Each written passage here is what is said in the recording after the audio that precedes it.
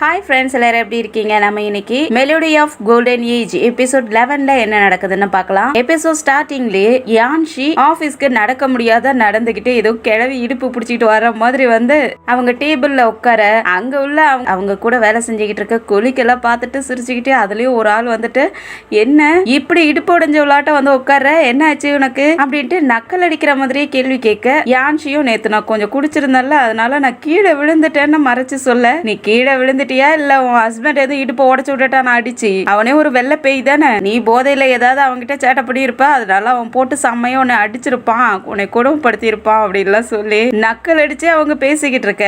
அப்ப அந்த ஆபீஸோட சீஃப் இருக்கார் இல்லையா, அவரு வராரு. அவரும் அதே போல காலை இழுத்துக்கிட்டு வர, இவங்க எல்லாம் பார்த்துட்டு ஐயோ மாஸ்டர் உங்களுக்கு என்னாச்சு அப்படின்ட்டு ஓடி போய் பிடிச்சு உட்கார வைக்க, நேத்து நான் நிறைய குடிச்சிட்டேன்ல அதனாலதான் எங்கேயும் விழுந்துட்டேன் போல இருக்கு, எனக்கு இடுப்பெல்லாம் பிடிச்சிக்கிச்சு அப்படின்ட்டு அதே காரணத்தை அவரும் சொல்லிக்கிட்டு இருக்காரு. அந்த சமயத்துல நம்ம யான்ஷி அவங்க ஃப்ரெண்டோட வெளியே வந்திருப்பாங்க. அவங்க ஃப்ரெண்டு கிட்டயும் பேசிக்கிட்டு சரி நான் கேஸை போய் பார்க்கறதுக்காக போகணும்ட்டு அங்கிருந்து கிளம்ப போக, இவங்க காலை ஒரு மாதிரி இழுத்து நடக்கிறத பார்த்துட்டு சீச்சியும் கேட்டுறா, என்னடியாச்சு உன் காலை ஏன் இப்படி நடந்துகிட்டு இருக்க, என்ன பிரச்சனைன்னு கேட்க, இல்ல நேத்து நான் குடிச்சிருந்தேன் இல்லையா அதனால எங்க விழுந்துட்டேன் போல இருக்கு, அதனாலதான் எனக்கு காலில் அடிபட்டுருச்சு அப்படின்ட்டு சொல்லிட்டு இருக்க.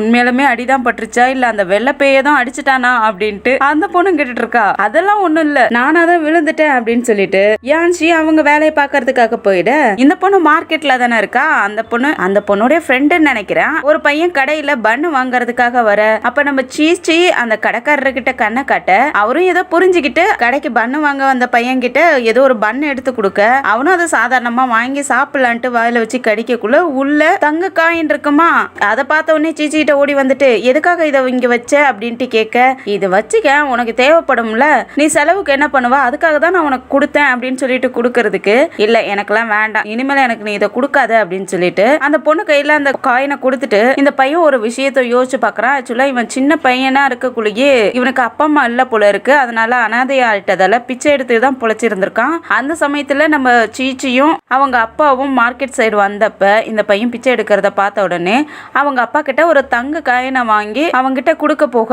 அவங்க அப்பா இல்லம்மா பிச்சைக்காரங்களுக்குலாம் இதை கொடுக்க கூடாது, இதை பாரு நான் வேற காசு வச்சிருக்கேன் இது குடு அப்படின்னு சொல்லி கொடுக்கறதுக்கு, இல்லப்பா அவன் ரொம்ப கஷ்டப்படுறான்ல அவனுக்கு இதுதான் கொடுக்கணும், அவனுக்கு நாளைக்கு படிக்கிறதுக்கு மற்ற செலவுக்குலாம் அவன் என்ன பண்ணுவான் அப்படின்ட்டு சொல்லி கொடுக்க, அந்த குட்டி பையனும் நான் அவங்க வீட்டுக்கு வந்து சர்வெண்டா ஒர்க் பண்ணட்டுமான்னு கேட்க, அதெல்லாம் ஒன்றும் வேணாம் என் வீட்டில் நிறையவே சர்வெண்ட்லாம் இருக்காங்க, நீ நல்லா படிச்சு நல்ல பெரிய ஆளாக 4 பேத்துக்கு உதவி பண்ற மாதிரி வரணும் அப்படின்லாம் சொல்லிட்டு நம்ம சீச்சியும் அவங்க அப்பா கூட போயிருந்திருப்பாங்க. அதை இப்ப யோசிச்சு பார்த்துக்கிட்டே சீச்சியா அந்த பையன் பார்த்துக்கிட்டு இருக்கான். யான்ஷி ஏதோ கேஸ் விஷயமா பார்க்கணும்ட்டு போயிருந்தாங்க இல்லையா, அவங்க ஒரு ஹோட்டல்ல அவங்க ஃப்ரெண்டுக்காக வெயிட் பண்ணிக்கிட்டு இருக்க, அந்த சமயத்துல அவங்க அப்பாவுடைய சர்வெண்ட்ல ஒரு ஆள் வந்துட்டு உங்களை சீக்கிரமா மாஸ்டர் வீட்டுக்கு கூப்பிட்டாரு, அவருக்கு உடம்பு சரியில்லை ரொம்ப கஷ்டப்பட்டுட்டு இருக்காரு, சீக்கிரமா வீட்டுக்கு வாங்கன்னு சொல்லி கூப்பிடவும் நம்ம யான்ஷியும் அவங்க பார்க்க வந்து அவங்க ஃப்ரெண்டுக்கு ஒரு லெட்டர் எழுதி வச்சுட்டு அங்க இருந்து கிளம்பிடுறாங்க.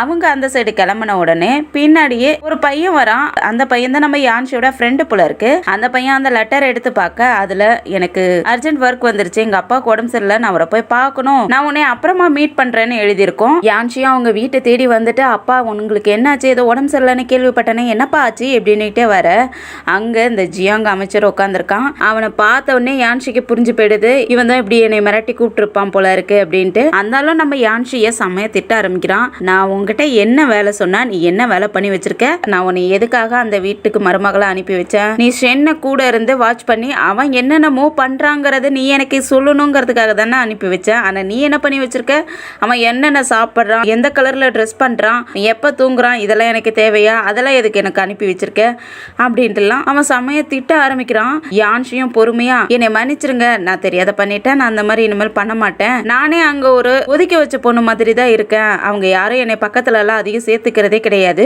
அதனால எனக்கு அங்க என்ன அவ்வளவா நடக்குதுன்னு எனக்கு தெரியறதும் இல்ல, ஷென்னை பாக்குறப்பெல்லாம் ஷென் சாப்பிடுறது ட்ரெஸ் பண்றது தூங்குறது இதுதான் நான் பார்த்துட்டு இருக்கேன், அதனாலதான் அதை மட்டும் எழுதி கொடுத்துருக்கேன் அப்படின்ட்டுலாம் சொல்லி யான்ஷி அதை அசால்ட்டா சொல்லிக்கிட்டு இருக்க, அவங்க அப்பா வாயை மூடி நீ என்ன பேசிக்கிட்டு இருக்க அப்படின்ட்டு சத்தம் போட ஆரம்பிக்கவும், இந்த ஜியாங்கும் பக்கத்துல வந்துட்டு, யான்ஷி எனக்கு தெரியும் ஒரு பொண்ணை ஒருத்தனுக்கு கல்யாணம் பண்ணி வச்சுட்டா அவன் தான் அந்த பொண்ணுக்கு எல்லாமே இருப்பான், அவனை தான் நீங்க கடவுள் மாதிரி எல்லாம் வணங்கிக்கிட்டு இருப்பீங்க, அது எனக்கு நல்லாவே புரியுது, அவன் மேல நீ பாசம் வச்சிருக்கிறதும் எனக்கு தெரியுது, ஆனா நான் இதெல்லாம் எதுக்காக கேட்டுட்டு இருக்கேன், ஷின் இளவரசர் தான் இந்த கட்டளையே போட்டிருக்காரு, அவர் சொல்றது தானே நம்ம செஞ்சாகணும், ஷென் ஃபேமிலி யாருங்கிறது உனக்கு தெரியும் நான் நினைக்கிறேன். அவங்க ஃபேமிலி எப்படியாமட்டவங்க, அவன் யாருங்கிறது உனக்கு தெரியும்ல, அவன் ஷென் தூ, அது உனக்கு ஞாபகம் இருக்கும்னு நினைக்கிறேன் அப்படின்னு சொல்லிட்டு அவங்க அப்பாவை மீன் பண்ணி சொல்லிட்டு அவன் அங்க இருந்து கிளம்பிட, இந்த விஷயத்தை ஷென் கிட்ட நம்ம ஷென்னுடைய அசிஸ்டன்ட், அவன் தான் நம்ம யான்ஷிய ஃபாலோ பண்ணிக்கிட்டே இருக்கான் இல்லையா, அவன் வந்து இந்த மாதிரி ஜியாங் யான்ஷியோட அப்பா வீட்டுக்கு வந்திருந்தாரு, அவரை பாக்குறதுக்காக நம்ம யான்ஷியும் போயிருந்தாங்க அப்படின்ட்டு சொல்லிட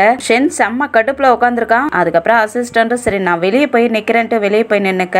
அதுக்கப்புறம் ஷென்னும் அவங்க அப்பாவோடைய நினைவு பலகை வச்சிருக்கிற ரூமுக்கும் பாக்குறான். அப்ப அவங்க அப்பா கிட்ட இவன் பெரியவனா வளர்ந்ததுக்கு அப்புறம் ஒரு சத்தியம் பண்ணிருப்பான். அவங்க அப்பாவுடைய கெட்ட பேரெல்லாம் மறைய வச்சு அவர் இந்த நாட்டுக்கு நல்லதுதான் பண்ணணும்னு நினைச்சாரு. அவர் துரோகிங்களோட கூட்டு சேர்ந்து அடுத்த நாட்டுக்கு அவர் வேலை செய்யல, இந்த நாட்டுக்கு நம்ம நாட்டுக்கு தான் வேலை செய்யணும்னு நினைச்சாரு. அவரை நம்ம நாட்டுக்கு தான் உண்மையா இருந்தாருங்கிற விஷயத்த நான் கொண்டுட்டு வருவேன்ப்பா. கண்டிப்பா நீங்க எந்த தப்பும் பண்ணல, நீங்க துரோகிங்களோட கூட்டு சேரலங்கிறத எல்லாத்தையும் நான் வெளியே கொண்டு வருவேன். இதை தப்பு பண்ணவங்களையும் நான் வெளியே கொண்டு வந்து அவங்களுக்கும் தண்டனை கொடுப்பேன் அப்படின்லாம் சொல்லி சத்திய பிரமாணம் எடுத்திருந்திருப்பான். அதெல்லாம் நினைச்சு பார்த்துக்கிட்டே கண்ணுல கண்ணீர் வழிய நின்றுட்டு இருக்க. இப்பவும் அவங்க அப்பா கிட்ட மனசுக்குள்ளேயே அப்பா நான் கண்டிப்பா அதுக்குண்டான ப்ரூஃப் எல்லாம் கண்டுபிடிச்சு உங்களை நீங்க தப்பு செய்யலங்கிறத நான் நிரூபிப்பேன்ப்பா அப்படின்லாம் சொல்லிட்டு அழுதுகிட்டே நின்றுட்டு இருக்க. அதே சமயத்துல நம்ம யான்ஷி வீட்டுக்கும் வந்துடுறாங்க. அவங்க போயிட்டு தனியா படுத்துக்க ஷென்னும் வந்துடுறான். ஷென் வந்தவன் செம்ம கோவத்தோடலாம் இருக்கான். யான்ஷி அப்படியே முறைச்சு பார்த்துக்கிட்டே அவனோட பெட்ல போய் உட்காந்துக்கிட்டு அவங்க அப்பாவை பத்தி நினைச்சு பாக்குறான். அவங்க அப்பாவை ரொம்பவே டார்ச்சர் பண்ணி கொண்டிருக்காங்க. அவங்க அப்பாவை தேச துரோகி, நம்ம நாட்டையே காட்டி கொடுத்துட்டான் அப்படின்லாம் சொல்லி செம்மையா அடின்னு அடிச்சே கொண்டிருக்காங்க. அதெல்லாம் நினைச்சு பார்த்துக்கிட்டே இருக்க. யான்ஷியும் அந்த ஜியாங் அமைச்சர் பேசியிருந்தா இல்லையா, அதெல்லாம் நினைச்சுக்கிட்டே அவங்களும் தூங்கிக்கிட்டு இருக்க. அப்ப ஷென் அவனுடைய ட்ரெஸ் எல்லாம் அப்படியே ரத்த கரையோட வந்து வாளோட நின்னுட்டு இருக்க. யான்ஷி பார்த்துட்டு இது என்னது, ஏன் உங்க ட்ரெஸ் எல்லாம் இவ்வளவு கலரா இருக்கு, என்னாச்சு அப்படின்னு கேட்க, கலரா இது ஃபுல்லாவே ரத்தம், உங்க ஃபேமிலியோட ரத்தம் தான், உங்க ஃபேமிலி எல்லாத்தையும் நான் கொன்னுட்டேன்னு சொல்லி வெறித்தனமா கத்திக்கிட்டு இருப்பான். யான்ஷியன் செம்மையா பயந்து போயிட்டு எழுந்திருப்பாங்க. இதெல்லாம் கனவாவே அவங்களுக்கு வந்திருக்கும் போல இருக்கு. செம்மையா பயந்து போயிருக்க. அப்படி காலையிலே ஆயிடுது. ரெண்டு பேருமே சாப்பிடறதுக்காக டேபிள்ல வந்து சாப்பிட உட்கார ஷென் ஏதாவது பிரச்சனை பண்ணுங்கிறதுக்காகவே யான்ஷி கிட்ட வம்பிழுத்து சண்டை இழுக்க யான்ஷியும் செம்மையா திட்டி விட்டுறாங்க. ஷென் நீ யாருங்கிறத மறந்துட்டியா, நீ ஏன் இந்த மாதிரி கேவலமா நடந்துக்கிறேன்னு சொல்லி நல்லா அவங்களும் திட்டி விட்டுட்டு உள்ள ஓடி போய் கதவை சாத்திக்க ஷென்னோட அசிஸ்டன்ட் ஓடி வந்துட்டு தளபதி இந்த லேடி உங்ககிட்ட எவ்வளவு மோசமா நடந்துக்கிறாங்க, இப்பவே நீங்க சொல்லுங்க, நான் உங்களை ஏதாவது பண்ணிடுறேன், உங்களுக்கு எந்த பிரச்சனையும் இல்லை, நான் உங்களுக்காக நான் நிப்பேன், அந்த லேடியை நான் கொண்டு போட்டுறேன், எவ்வளவு திமிரு இருந்தா உங்ககிட்டயே இவ்வளவு கோவமா பேசிட்டு போகலாம், நீங்க இப்ப ஓன்னு சொல்லுங்க, நான் அவங்கள கொலையே பண்ணிடுறேன், அதுக்கு பொறுப்பு நானே எடுத்துக்கிறேன் அப்படிங்கிற மாதிரி எல்லாம் அவன் சொல்ல யான்ஷி ஷென் கிட்ட ஒரு விஷயத்த சொல்லி இருந்திருப்பாங்க. ஒருத்தவங்க பேசுறது வெளியே பேசக்குள்ள வேற மாதிரியும் உள்ள பேசுறது வேற மாதிரியும் இருப்பாங்க. அதை நம்ம வெளிக்கொண்டு வரணும்னா அவங்க நடவடிக்கைகளை நம்ம பார்த்து அவங்கள கோவப்படுத்தியே கூட அவங்கள வெளிக்கொண்டு வர முடியும் அப்படிங்கிற மாதிரி எல்லாம் சொல்லி இருந்திருப்பாங்க. அதை ஷென் யோசிச்சு பார்த்துட்டு ஜென்லின் நான் இதை வேணும்னு தான் பண்ணினேன், அவளுக்கு ஏற்கனவே வர அடிபட்டிருக்கு இல்லையா, இதெல்லாம் போயிட்டு எல்லாருக்கிட்டையும் பரப்பி விடுற மாதிரி பண்ணிடுற, என்ன என்னை பத்தி எல்லாம் வெளியே பேசிக்கிறாங்க, ஆல்ரெடி அவளை கொடுமைப்படுத்துறாங்கிற மாதிரி தானே பேசிக்கிட்டு இருக்காங்க, இதெல்லாம் வேற எதுவும் உண்மையெல்லாம் வெளியே வருதான்னு பார்க்கலாம் அப்படின்ட்டு ஷென் சொல்ல உண்மையிலுமே நீங்க இதுக்காக தான் பிளான் பண்றீங்களா அப்படின்ட்டு அசிஸ்டன்ட் கேட்டுட்டு இருக்கான். ஆமா நீ இந்த வேலையை பாரு அப்படின்னு சொல்லவும் அப்ப நம்ம மேடம் நல்லவங்க தானா, நான் தான் தப்பா புரிஞ்சுக்கிட்டேனான்ட்டு அப்பதான் அவன் யோசிக்கிறான். அடுத்ததான் அந்த நாட்டுல அரசாங்க வேலைக்காக எக்ஸாம் எழுதுறதுக்காக நோட்டீஸ் எல்லாம் ஒட்டி வச்சிருக்காங்க. அதெல்லாம் மாணவர்கள்லாம் பார்த்துட்டு இந்த எக்ஸாம்ல பாஸ் பண்ணிட்டா நமக்கு நல்ல ஆப்பர்ச்சுனிட்டி கிடைக்கும், நாமளும் அரசவையில வேலை செய்யலாம் அப்படின்ட்டு பேசிக்கிட்டு இருக்க. அதே சமயத்துல ராஜமாதா கிட்ட ஷென் இந்த ஜியாங் அமைச்சர் லீ ஷின் எல்லாருமே என்ன பேசிக்கிட்டு இருக்காங்க. இந்த எக்ஸாமை பத்தி தான் பேசிக்கிட்டு இருக்காங்க. எக்ஸாமை யாரை வச்சு பண்ணனா சரியா இருக்கும், திருட்டு வேலை எதுவுமே நடக்க கூடாதுங்கிறதுக்காக அதை பத்தி பேசிக்கிட்டு இருக்க. அப்ப அந்த சின்ன ராணி இருக்காங்க இல்லையா, அவங்க ஒரு ஐடியாவை கொடுக்குறாங்க. ஷென் தான் இதுக்கு கரெக்டா இருக்கும், ஷென்னால மட்டும்தான் நேர்மையா இந்த எக்ஸாமை நடத்த முடியும், அவர் இருந்தாவே எல்லாருமே பயந்துட்டு விட்டு கூட எடுத்துட்டு வர மாட்டாங்க, நேர்மையா எக்ஸாம் நடக்கும் அப்படின்லாம் சொல்லி புகழ்ந்து பேசிக்கிட்டு இருக்க. நீக்கு பொறாமை ஆயிடுது. சின்ன ராணி உங்களுக்கு ஷென் மட்டும் தான் ரொம்ப நேர்மையா எதையும் கரெக்டா செய்யற மாதிரி தெரியுதா, ஏன் எங்களெல்லாம் பார்த்தா தெரியல, நாங்களாம் அதெல்லாம் செய்ய மாட்டோமாங்கிற மாதிரி கேட்க, இது ராஜமாதாவே இந்த முடிவு ஆல்ரெடி எடுத்துட்டாங்க. அது இல்லாத ஷென் ஆல்ரெடி இம்பீரியல் கார்ட்ஸுக்கெல்லாம் ட்ரைனிங் கொடுக்குறவன், அவன் ஏதாவது ஒரு பிரச்சனை இருந்துச்சுன்னா அவ்வளோ ஆட்களையும் அவனால கூப்பிட முடியும், ஆனா உன்னால அந்த அளவுக்கு செய்ய முடியுமா அப்படிங்கிற மாதிரி சொல்லவும் அவனும் அமைதியாயிடுறான். யான்ஷியும் ஆபீஸ்க்கு போலான்ட்டு அவங்க வெளியே வந்துகிட்டு இருக்க. அப்ப அங்க யாரோ ஒளிஞ்சிருக்கிற மாதிரி இருக்கு, யாரோ சேஃப் தான் வந்திருப்பாங்கன்னு நினைச்சுக்கிட்டு அவங்களும் பயந்துட்டே கையில கத்தியோட போய்கிட்டு இருக்க. அங்க யாரோ மறைஞ்சிருக்கிற மாதிரி தெரியுது. யாரு நீன்னு கேட்க இவங்க அக்கா ஃபர்ஸ்ட் எபிசோட்ல ஓடி போனா இல்லையா ஷென்னை கல்யாணம் பண்ணிக்க முடியாதுன்ட்டு, அந்த பொண்ணு தான் அங்க இருந்திருக்கிறா. அவ பார்த்துட்டு யான்ஷி கிட்ட, நீ யான்ஷி நீ எப்படி இருக்க, நல்லா இருக்கியா, என்னால நீ இந்த வெள்ளை பிசாசு கிட்ட மாட்டிக்கிட்டு கஷ்டப்பட்டுட்டு இருக்க, என்னை மன்னிச்சிரு அப்படின்ட்டு எல்லாம் மன்னிப்பு கேட்டுட்டு இருக்க. அதெல்லாம் ஒண்ணும் இல்லக்கா, ஒன்னும் பிரச்சனை இல்ல, நீ எதுக்காக இங்க வந்து இப்படி மறைஞ்சிக்கிட்டு இருக்க, என்ன ஆச்சுக்கா, ஹன் எங்கன்னு கேக்குறாங்க. ஆக்சுவலா இந்த பொண்ணுக்கு வேற ஒரு பையன் ஹன்ங்கிற பையனோட லவ் பண்ணிக்கிட்டு இருந்திருப்பாங்க. அந்த பையன் கூட தான் ஓடி இருப்பாங்க போல. அந்த விஷயத்த இப்ப கேட்டு ஹன் எங்கக்கா, நீ எதுக்காக இங்க தனியா வந்திருக்க, என்ன ஆச்சுன்னு கேட்க, அந்த பொண்ணு ஹன் எங்க போனான்னு எனக்கு தெரியல, நாங்க இங்க வந்த உடனே அவன் இப்ப எங்க போனானே தெரியல, ஃபேமிலியை பார்த்துட்டு வரேன்ட்டு தான் போனான், அதுக்கப்புறம் ஆளே காணும், எனக்கும் ரொம்ப பயமா இருந்துச்சு, அதனாலதான் இந்த வீட்டுக்கு முன்னாடியே ஒளிஞ்சுக்கிட்டு இருந்தேன், உன்னையும் அந்த ஷென் ரொம்ப கஷ்டப்படுத்துறான்லாம் கேள்விப்பட்டேன், நான் தானே அதுக்கு காரணம், நான் இருக்க வேண்டிய இடத்துல நீ இருந்துட்டு இருக்க, அதனாலதான் என்னுடைய கஷ்டத்துல நீ அனுபவிச்சுட்டு இருக்க அப்படின்ட்டு அந்த பொண்ணு பாவமா சொல்லிட்டு இருக்க. உன்னை நீயே பிளேம் பண்ணிக்காதக்கா, அதெல்லாம் ஒன்றும் பிரச்சனை இல்லை, நம்ம பார்த்துக்கலாம் அப்படின்னு சொல்லிட்டு, சரி வாங்க அப்பா கிட்ட போலாம் அப்படின்ட்டு யான்ஷி அவங்க அக்காவை அப்பா கிட்ட கூட்டிட்டு போக அங்க ஃபேமிலியே ஓடி வந்துடுறாங்க. அந்த தேர்ட் சிஸ்டரோட அம்மாவும் ஓடி வந்துட்டு, இப்பதான் வந்தியம்மா, உனக்கு என்னாச்சு ஏதாச்சுன்னு நாங்க பயந்துகிட்டு இருந்தோம் அப்படின்லாம் அழுதுகிட்டு கட்டி பிடிச்சிட்டு அழுதுகிட்டு இருக்க. அதே சமயத்துல யான்ஷியோட அம்மா யான்ஷியை பார்த்துடுறாங்க. யான்ஷி கிட்ட ஓடி வந்துட்டு, யான்ஷி உனக்கு ஒன்றும் ஆகலைல்ல, அந்த வெள்ளை பிசாசும் உன்னை அடிச்சுட்டானாமே, உன்னை கொடுமைப்படுத்துறானாமே கேள்விப்பட்டேன், நீ ரொம்ப கஷ்டப்பட்டுட்டு இருக்க, இதெல்லாம் இவங்களால தான் பாரு, அம்மாவும் பொண்ணும் நல்லா சாப்பிட்டுட்டு நல்லா இருக்காங்க, ஆனா நீ மட்டும் இவங்களுக்காக போயிட்டு இன்னைக்கு நீ கஷ்டப்பட்டுட்டு இருக்கேன்ட்டு சொல்லிட்டு அவங்க செம்மையா அழுதுகிட்டு இருக்க. யான்ஷியும் அப்படிலாம் ஒன்றும் இல்லைம்மா, நான் நல்லா தான் இருக்கேன்னு சமாதானப்படுத்திக்கிட்டு இருக்காங்க. அந்த சமயத்துல யான்ஷியோட அண்ணன் ஒருத்தர் இருந்தான் இல்லையா, அவன் செம்ம போதையில அங்க வந்துகிட்டு, என்னது இங்க எல்லாம் கூட்டமா இருக்கீங்க, என்ன பண்ணிக்கிட்டு இருக்கீங்க எல்லாம் பேசிக்கிட்டு இருக்க. அந்த சமயத்துல அவங்க அக்காவை பார்த்துடுறான். தேர்ட் சிஸ்டர் நீ வந்துட்டியா, நீ எப்படி இருக்க, நல்லா இருக்கியா அப்படின்ட்டு எல்லாம் விசாரிச்சுக்கிட்டு இருக்கக்குள்ளேயே, உன்னால எவ்வளவு பிரச்சனை எல்லாம் ஆயிடுச்சு தெரியுமா, நாங்களாம் சாகிற மாதிரி போயிட்டோம் அப்படின்ட்டு அவன் சொல்லி திட்டிகிட்டு இருப்பானா. அவங்க அப்பாவுக்கும் வந்து எதுக்குடா இப்படி குடிச்சிட்டு வந்து பிரச்சனை பண்ணிக்கிட்டு இருக்க அப்படின்னு சொல்லிட்டு அடிக்கிற மாதிரி போக, அப்பா நம்ம வீட்டுக்கு யாரோ வராங்க, ஷென்னுடைய ஆட்கள் தான் வராங்கன்னு நினைக்கிறேன், எதுக்காக இவ்வளவு பேர் வராங்கன்னு தெரியலப்பா, எனக்கு நல்லா தெரியுதுப்பா அப்படின்லாம் சொல்லிட்டு இருக்கேன். அந்த சமயத்துல கரெக்டா அவன் சொன்ன மாதிரியே நம்ம ஷென்னுடைய ஆட்கள் சுத்தி வளைக்க ஆரம்பிச்சிடுறாங்க. ஷென்னும் அவனுடைய அசிஸ்டண்டும் யான்ஷிய பார்த்துக்கிட்டே வந்து நின்னுட்டு யான்ஷியோட அக்கா எல்லாத்தையும் முறைச்சு பார்த்துட்டு இருக்க. யான்ஷியோட அக்காவை பார்த்துட்டு, ஷென் என்ன பண்ணிக்கிட்டு இருக்க, எதுக்காக இந்த மாதிரி எங்களெல்லாம் டார்ச்சர் பண்ணிக்கிட்டு இருக்க அப்படின்ட்டு கேட்க ஆரம்பிக்க. நீ யாரு, ஓ அந்த ஓடி போன பொண்ணு சாவி நீ தானே அப்படின்ட்டு கேட்க. அந்த பொண்ணு அமைதியா இருந்துகிட்டு இருக்கக்குள்ளேயே, இவ்வளவு முதல்ல எல்லாரும் பிடிங்கப்பா அப்படின்னு சொன்ன உடனே 2-3 ஆட்கள் வந்து அந்த பொண்ணை பிடிச்சிக்கிறாங்க. யான்ஷி என்ன இது, எதுக்காக இந்த மாதிரி பண்றீங்க, எங்க அக்காவை எதுக்கு பிடிக்கிறீங்கன்னு கேட்டுட்டு இருக்க. ஷென்னும் எங்க ஹன் எங்க போனான்னு கேட்டுக்கிட்டு இருக்க. உனக்கு எவ்வளவு தைரியம் இருந்தா நீ எங்க அக்காவே பிடிப்பேன்ட்டு யான்ஷி கத்திக்கிட்டு இருப்பாங்களா. யான்ஷியும் பிடிங்கன்னு சொல்லி ஷென் சொல்லிற. யான்ஷியோட அப்பா ஷென் கிட்ட கெஞ்சிக்கிட்டு இருக்காரு, தெரியாத நடந்துருச்சு, அந்த பொண்ணு ஓடி போனதால தான் நான் என்னுடைய 5வது பொண்ணு உனக்கு கல்யாணம் பண்ணி வச்சேன், நீயும் கொடுமைப்படுத்துறலான்னு கூட கேள்விப்பட்டேன், ஆனா அதுக்காக கூட நான் உங்ககிட்ட வந்து எதுவும் பேசலையே, எதுக்காக இந்த மாதிரிலாம் பண்ணிக்கிட்டு இருக்கீங்க, என் பொண்ணுங்களை விட்டுருங்க அப்படிலாம் சொல்லி கெஞ்சிக்கிட்டு இருப்பாரு. அதே சமயத்துல அந்த அண்ணங்காரர் இருக்கா இல்லையா, நீ என் குடும்பத்து மேல கை வைக்கணும்னா முதல்ல என் மேல கை வைக்கணும், என்னைய தாண்டி தான் என் குடும்பத்து மேல உன்னால கை வைக்க முடியும் அப்படின்லாம் சொல்லி விரட்டிட்டு இருக்க. அவனையும் 2-3 ஆட்கள் பிடிச்சிடுறாங்க. அப்புறம் நம்ம யான்ஷியோட அக்காவையும் அவனுடைய ஆபீஸ்க்கு கூட்டிட்டு போக சொல்லிடுற. ஷென்னோட காவலாளிகளும் நம்ம யான்ஷியும் அவங்க அக்காவையும் கூட்டிட்டு வந்து ஷென்னோட ஆபீஸ்ல அவன் முன்னாடி நிப்பாட்ட. யான்ஷியும் ஷென்னை பார்த்து, ஷென் உனக்கு எவ்வளவு தைரியம், எங்களை இப்படி ட்ரீட் பண்றீங்க அப்படின்ட்டு கத்த ஆரம்பிக்கக்குள்ளேயே ஷென் யான்ஷியோட அக்கா கிட்ட ஹன் எங்கன்னு கேட்க, அந்த பொண்ணு எனக்கு தெரியாது அப்படின்னு சொல்ல, உங்களுக்கு தெரியுமில்ல நான் உங்களை சந்தேகப்படுறேன்ட்டு, நீ அவனை ஏதோ மறைச்சு வைக்கல இல்லன்னு கேட்க, யான்ஷி நீ என்ன சொல்ல வரன்னு கேட்க, ஷென்னோட அசிஸ்டன்ட் வந்து யான்ஷி கிட்ட எல்லா உண்மையும் சொல்ல ஆரம்பிக்கிறான். ஆக்சுவலா இந்த ஹன் ஓடி போனான் இல்லையா, அந்த சமயத்துல ஹன்னோட இன்ஸ்டிடியூட்ல வந்து ஒரு கொலை நடந்திருக்கும். அன்னைக்கு மறுநாள் தான் இந்த ஹன்னும் சாவியும் ஊரை விட்டே ஓடி போயிருந்திருப்பாங்க.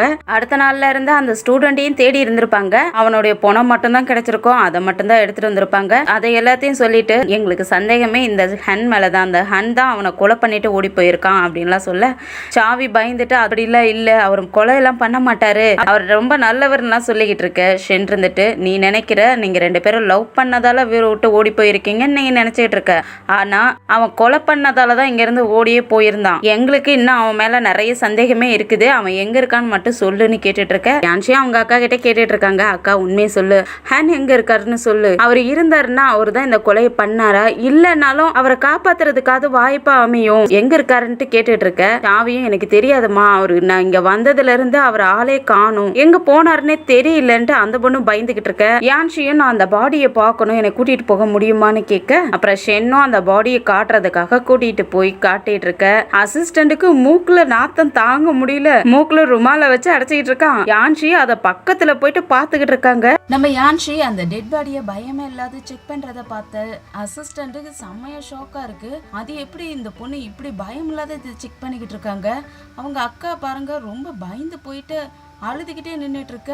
ஆனா இந்த பொண்ணு கொஞ்சம் கூட பயப்படாம அப்படியே அந்த பொணத்தை இப்படி பார்த்துக்கிட்டு இருக்காங்களே பக்கத்துல போயிட்டு. நமக்கே ஒரு மாதிரி வாமிட் வர மாதிரி எல்லாம் இருக்கே அப்படின்ட்டு ஷென் கிட்ட சொல்லிக்கிட்டு இருக்க. ஆமாங்கிற மாதிரி அவனும் நம்ம யான்ஷிய பார்த்துக்கிட்டு இருக்க. அதுக்கப்புறம் யான்ஷி அந்த இன்ஸ்டிடியூட்டுக்கு போயிட்டு நம்ம விசாரிக்க ஆரம்பிக்கணும், அங்க உள்ள மாணவர்கள்ட்ட நம்ம ஏதாவது சந்தேகப்படுற மாதிரி நடந்துச்சான்னு கேட்கணும் அப்படின்னு சொல்ல நம்ம ஷென்னுடைய ஆட்கள் யான்ஷி இவங்க எல்லாருமே அங்க வந்துடுறாங்க.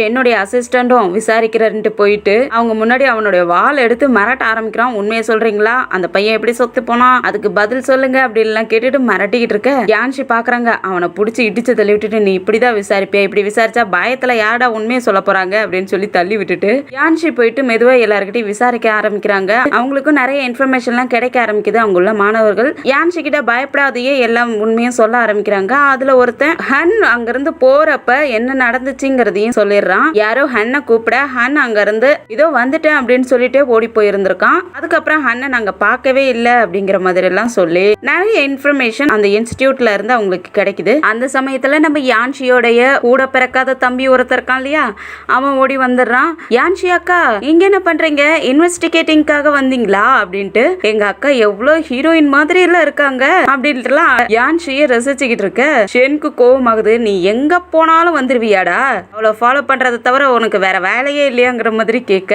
இதுல என்ன இருக்கு, அவங்க என்னுடைய அக்கா, நான் அவங்கள ஃபாலோ பண்ணாத யாரும் ஃபாலோ பண்ண போறேன் அப்படிங்கிற மாதிரி இவனும் ரூடாவே அவங்க கிட்ட பேசிக்கிட்டு இருக்க. அதுக்கப்புறம் யான்ஷியும் பார்த்துட்டு அக்கா ஒர்க் பண்றத பார்க்கக்குள்ளே ஹீரோ மாதிரி இருக்காங்க, எனக்கும் அவங்க கூட தான் சேர்ந்து வேலை செய்யணும்னு ஆசையா இருக்கு, ஆனா என்னாலதான் அவங்க கூட சேர்ந்து வேலை செய்ய முடியல அப்படின்ட்டு இவ கவலைப்பட்டுக்கிட்டு யான்ஷி கிட்ட யான்ஷியா அக்கான்னு கூப்பிட்டுக்கிட்டே அங்கிருந்து போகலான்னு பார்க்க அசிஸ்டன்ட் வாழை வச்சு அவன் கழுத்துக்கிட்ட வச்சுக்கிட்டு ஒழுங்கா இங்கே நில்றாங்கிற மாதிரி சொல்ல குட்டி பையனும் பயந்து போயிட்டு அங்கேயே நின்னுக்கிறான். அதுக்கப்புறம் வீட்டுல வந்து நம்ம யான்ஷி அந்த கேஸுக்காக நிறைய படிக்க ஆரம்பிக்கிறாங்க. ஷென்னும் நம்ம யான்ஷி படிக்கிறத பார்த்துக்கிட்டே என்னதான் பண்றான்னு பார்க்கலாம், இப்படிதான் கண்டுபிடிக்கிறான்னு பார்க்கலாங்கிற மாதிரி தான் உட்காந்து பார்த்துக்கிட்டு இருக்க. அதுல அவங்களுக்கு நிறைய டவுட் எல்லாம் வர ஆரம்பிக்குது. அதனால ஸ்கிரீனை விலக்கி விட்டுட்டு இங்க வாங்கல இத பாருங்க, எனக்கு இதுல நிறைய டவுட் எல்லாம் இருக்குது, அந்த உடம்புல நிறையவே அடையாளங்கள்லாம் இருக்குது, எனக்கு அதெல்லாம் என்ன கிளியர் ஆக மாட்டேங்குது அப்படின்லாம் சொல்லிட்டு இருக்க. ஷென்னும் நீ அதுல எவிடன்ஸ் என்னென்ன இருக்கோ அதை வச்சு மட்டும்தான் நீ கால்குலேட் பண்ணி ஆகணும், நீ ஒரு ஹியூமனா ஒரு எமோஷனலாம் யோசிக்க கூடாது அப்படின்லாம் சொல்லிட்டு இருக்க.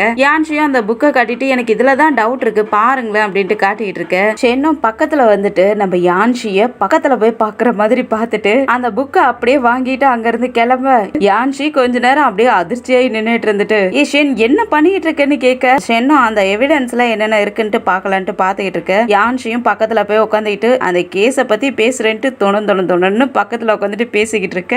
ஷென் யான்ஷியே முறைக்க பார்த்துக்கிட்டு இவளுக்கு எவ்வளவு தைரியம், நம்ம பக்கத்துல இப்படி பக்கத்துல வந்து உட்காந்துக்கிட்டு பேசிக்கிட்டு இருக்காளே அப்படின்ட்டு யோசிச்சுக்கிட்டு உங்க ஃபேமிலியே என்கிட்ட ஒரு விஷயத்த மறைச்சிட்டு தான் மே 7ஆம் தேதி நீ என்னை கல்யாணம் பண்ண, கரெக்ட் தானே? உங்க அக்கா ஓடி போனதே 6ஆம் தேதி தானே? உங்களுக்கு ஆல்ரெடி இந்த விஷயம் தெரிஞ்சிருக்கும், அதுக்கப்புறம் தானே நீ என்னை கல்யாணம் பண்ணிக்கிட்ட அப்படிங்கிற மாதிரி கேட்க. அப்படிலாம் இல்ல, அன்னைக்கு தான் அவ ஓடி போனா, மே 6ஆம் தேதி வரைக்கும் எங்க கூட தான் இருந்தா எனக்கு நல்லா தெரியும் அப்படின்லாம் சொல்லி அவ அப்படியே ஹன் கூட ஓடி போறதுன்னா அவ எதுக்காக என்னை கல்யாணம் பண்ணிக்கிறதுக்கு ஒத்துக்கிட்டா அப்படின்ட்டு ஷென் கேட்கறதுக்கு அவளுக்கு வேற வழி தெரிஞ்சிருக்காது. என்ன பண்ண முடியும், யாராலதான் உங்களை கல்யாணம் பண்ணிக்க முடியும், நீங்களே சரியான வெள்ளை பேய், உங்களை கல்யாணம் பண்ணிக்கிறதுக்கு ஓடி போயிடலான்ட்டு தான் ஓடி போயிருந்திருப்பா அப்படின்ட்டு டக்குன்னு நம்ம யான்ஷி வெள்ளை பேயின்னு ஷென்ன சொல்ல ஷென்ன அப்படியே முறைச்சு பார்க்க யான்ஷி பயந்து போயிடுறாங்க. ஆஹா எது சொல்லக்கூடாதோ அதை சொல்லிட்டோமோ அப்படின்ட்டு பயந்துகிட்டே இருக்க. ஷென்னும் கோவத்துல திட்டி விட்டுறான், நீ மட்டும் எதுக்காக இங்க இருக்க, நீயும் போயிடு, உன்னை யாரு என் வீட்டுக்கு கூப்பிட்டா, நீயும் இங்க இருந்து போயிடுன்னு சொல்லி திட்டவும் யான்ஷியும் சரி நானும் போறேன் அப்படின்ட்டு அங்க இருந்து எழுந்திரிச்சு வெளியே போயிடுறாங்க. வெளியே மார்க்கெட் சைடுல அங்க நிறைய வித்தைகள்லாம் காட்டிட்டு இருக்காங்க. அதெல்லாம் நம்ம யான்ஷியும் பார்த்துக்கிட்டே இருக்க. அப்படியே போக போக பொம்மலாட்டமும் நடந்துகிட்டு இருக்கு. பொம்மலாட்ட கதைகளை பார்த்த உடனே அவங்களும் அங்கேயே நின்று அதெல்லாம் பார்த்துக்கிட்டு இருக்க. அங்க இருந்து ஒரு பையன் வெளியே வரான், நம்ம யான்ஷியோட ஃப்ரெண்டுன்னு நினைக்கிறேன். அந்த பையன் தானே அங்க ஹோட்டல்ல யான்ஷி எழுதி வச்ச பேப்பரை பார்த்துக்கிட்டு இருந்தான். அந்த பையன் வெளியே வர யான்ஷி அவங்க கிட்ட பேச ஆரம்பிச்சிடுறாங்க. இவங்க ரெண்டு பேருமே சின்ன வயசு ஃப்ரெண்டு போல இருக்குது. சின்ன வயசுல ஸ்கூல்ல படிக்கக்குள்ள ரெண்டு பேரும் ஒன்னா படிச்சிருந்திருக்காங்க. இப்ப இந்த பையன் இங்க கவர்மெண்ட் எக்ஸாம் எழுதுறதுக்காக வந்திருப்பான். இங்க வந்தா சும்மா இருக்க முடியாது இல்லையா, ஏதாவது வேலை செஞ்சா தானே சாப்பிடறதுக்கு ஏதாவது பண்ண முடியும். அதனால இந்த பொம்மலாட்ட கதைகளும் போட்டு காட்டிக்கிட்டு இருந்திருப்பான் போல இருக்கு. அதெல்லாம் பத்தி யான்ஷி கிட்ட சொல்லவும் யான்ஷியும் ரொம்ப பெருமையாயிட்டு, பரவாயில்லையே நீ இந்த வேலையெல்லாம் செய்யறியே, நீ உன்னுடைய கனவை சக்சஸ் பண்றதுக்காக என்னுடைய வாழ்த்துக்கள்லாம் சொல்லிக்கிட்டு இருக்காங்க. அதுக்கப்புறம் அடுத்த நாள் காலையில தான் யான்ஷி வீட்டுக்கு வர ஷென் கேம் விளையாண்டுட்டு இருக்க. யான்ஷியும் பக்கத்துல போயிட்டு, நான் அந்த கேஸ்ல எல்லாத்தையும் கண்டுபிடிச்சிட்டேன், என்கிட்ட நிறைய எவிடன்ஸ் எல்லாம் இருக்குது அப்படின்னு சொல்லிட்டு இருக்க. என்ன எவிடன்ஸ் அப்படி கண்டுபிடிச்சு வச்சிருக்க, என்ன பண்ண போறேன்னு கேக்குறதுக்கு, அதுக்கு நீங்க ஹன் இன்ஸ்டிடியூட்டுக்கு வந்து நீங்க இன்னைக்கு நைட்டு வந்தாகணும், என் கூட வந்தீங்கன்னா நம்ம யாரு கல்பிரேட்டுங்கிறத கண்டுபிடிச்சிடலாம் அப்படின்ட்டு யான்ஷி சொல்ல, ஷென்னும் யான்ஷி அப்படி என்னதான் கண்டுபிடிச்சிருப்பான்னு பாத்துக்கிட்டு இருக்கிறதோட தான் இந்த எபிசோடு முடியுது. அடுத்த எபிசோட்ல அந்த ஹன் யாரு, ஹன்க்கும் இந்த கொலைக்கும் என்ன சம்பந்தம், நம்ம யான்ஷி சொல்ற மாதிரியே கல்பிரேட் யாருன்னு அவங்க கண்டுபிடிச்சிட்டாங்களா, அந்த கல்பிரேட் யாருங்கிறதெல்லாம் அடுத்தடுத்த எபிசோட்ல வெயிட் பண்ணி பார்க்கலாம். இந்த வீடியோ பிடிச்சிருந்துச்சுன்னா லைக் பண்ணுங்க, உங்க ஃப்ரெண்ட்ஸ் அண்ட் ஃபேமிலிக்கு ஷேர் பண்ணுங்க, அப்படியே நம்ம சேனலை சப்ஸ்கிரைப் பண்ணி பெல் ஐக்கனை கிளிக் பண்ணி வச்சுக்கோங்க அடுத்தடுத்த எபிசோட் நோட்டிபிகேஷனுக்காக. அடுத்த எபிசோட்ல சந்திக்கிற வரைக்கும் bye, thank you and have a nice day.